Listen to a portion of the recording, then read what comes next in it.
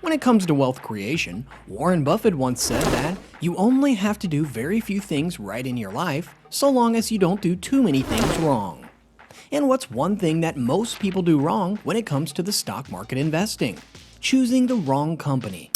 Most people think the only way to get rich in the stock market is by finding the next Facebook or Microsoft. But that's only a facade. This is the real truth. If you buy things for far below what they're worth and you buy a group of them, you basically don't lose money. Warren Buffett always said that investing is a simple game that financial gurus intentionally portray as difficult to the public. But thankfully, the Oracle of Omaha has passed down these juicy secrets, and we're going to show you all of them in today's video. We'll tell you about the big mistakes you're making in the market, why the system is rigged against you, and more importantly, how you can be a serial winner like Warren Buffett. But make sure you stay until the end so you don't miss out on the juicy secrets littered across today's video. So do you remember when Mr. Buffett said that he buys businesses and not stocks?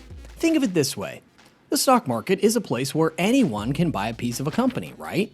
When you invest, you're not just purchasing a product from a company like McDonald's, you're acquiring a stake in the company itself. Sure, you might already know that, but have you ever wondered how the system actually works?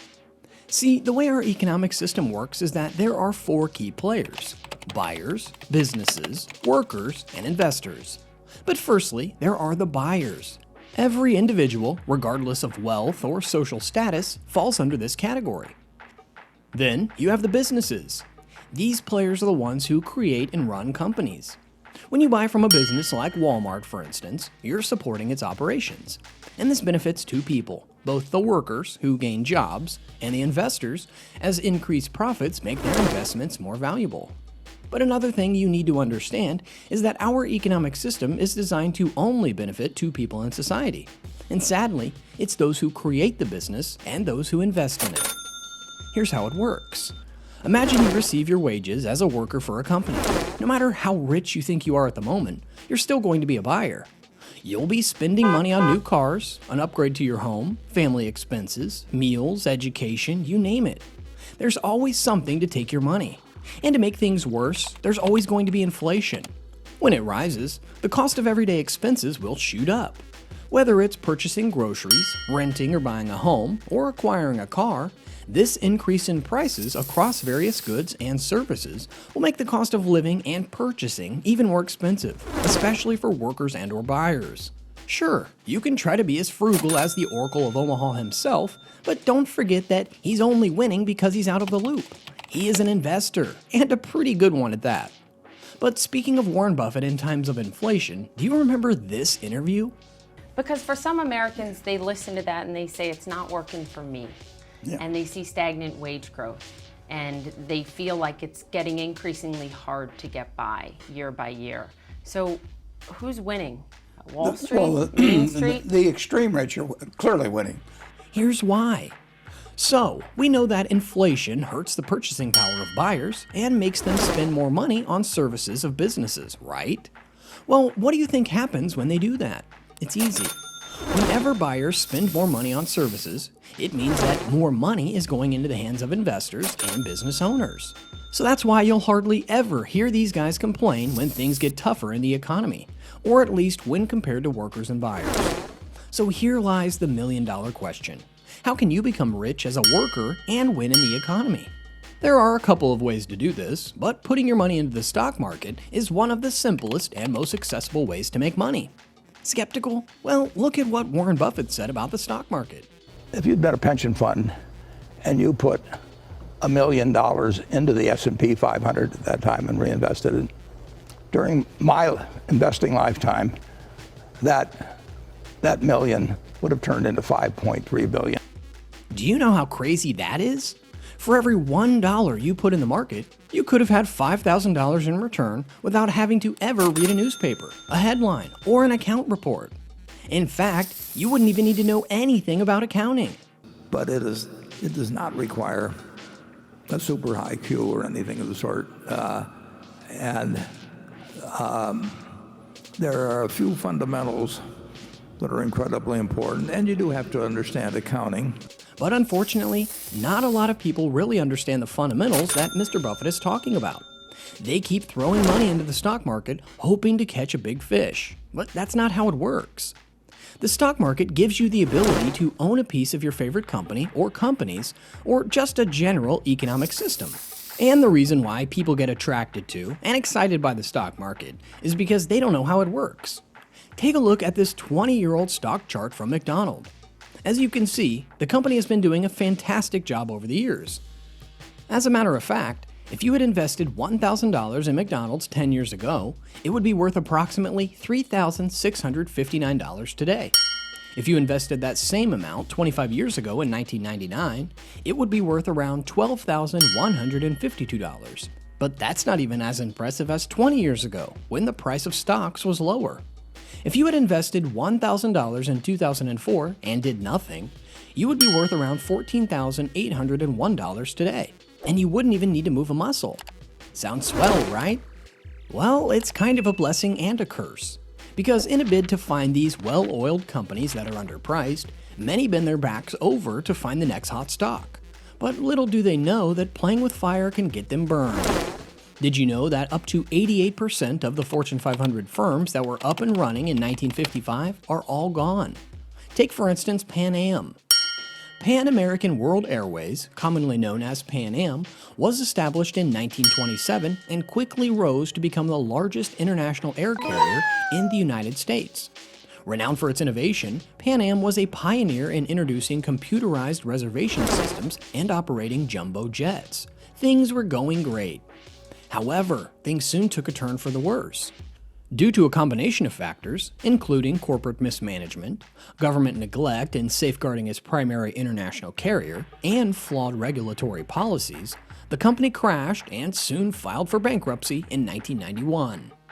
Today, this once great company survives only in pop culture and the annals of history as one of America's most shocking twists. And then we have companies like Apple, who through innovation and amazing management have now become one of the biggest companies in the world. Even Warren Buffett admitted that it's better than any company he owns. A criteria for Apple is different than the other businesses we own. It just happens to be a better business than any we own. Nevertheless, given how all the money put into Pan Am is now worth nothing, the burning question lingers. How do you know if you're buying the next Apple or the next Pan Am? And the real reason is that you don't. You simply can't predict the future. Not even the legendary Oracle of Omaha can. So, if you want to invest in individual companies, that's fine. But that also means that you have to keep up with the company. This involves staying informed and conducting thorough research. This includes analyzing the company's financial data, listening to earnings calls, and gaining insight into its operations. However, such extensive research demands considerable time and effort, which many investors may not be willing to do. So this brings us to the next point, which is how can we make money in the long term? But before we do that, the important question to note is how can we invest our money in the right way without having to put a lot of exhausting effort and also with minimal risk? That way we can get the best of both worlds. But to do that, we need to take a look at this interesting chart from macro trends on the S&P 500 over the last 90 years. Have you noticed anything interesting? Exactly! Throughout history, we've witnessed several significant market crashes and economic downturns. In the early 1930s, the Great Depression and the ensuing market crash marked a challenging period. The 1970s saw another market crash due to high inflation and a sluggish economy characterized by stagflation. The dot-com bubble burst in 2001 and the real estate meltdown in 2008 also led to notable market crashes. However, following each of these crises, we've observed the stock market eventually recovering.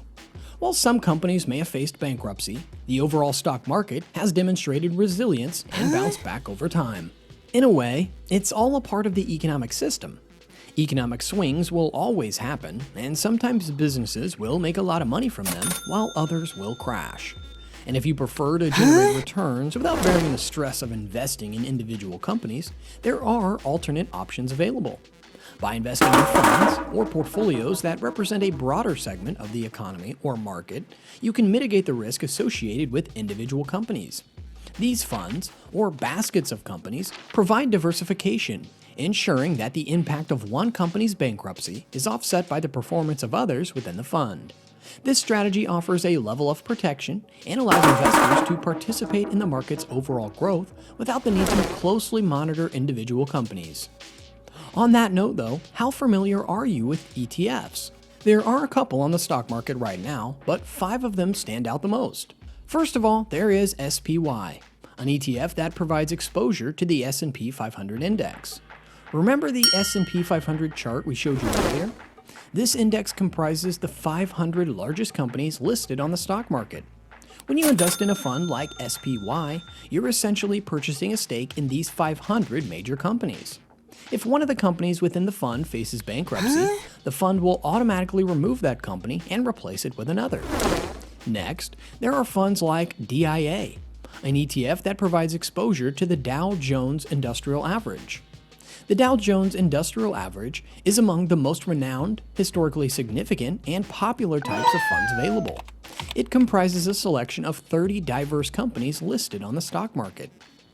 There are also funds like QQQ, which provides exposure to the NASDAQ 100 index. The NASDAQ is another widely recognized and popular type of fund, offering exposure to some of the largest non-financial companies listed on the stock market. Over the past few decades, QQQ has gained popularity, particularly within the tech sector, as technology companies have expanded significantly. Investing in QQQ allows you to gain exposure to the NASDAQ index. Additionally, you can consider VTI. This is a fund that encompasses the entire stock market. It provides exposure. When you invest in one share of VTI, available on most stock brokerages, you're essentially acquiring a stake in nearly every company listed on the stock market.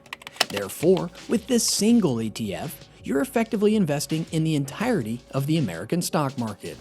And then you have things like SPYD, which gives exposure to dividend-paying companies in the S&P 500.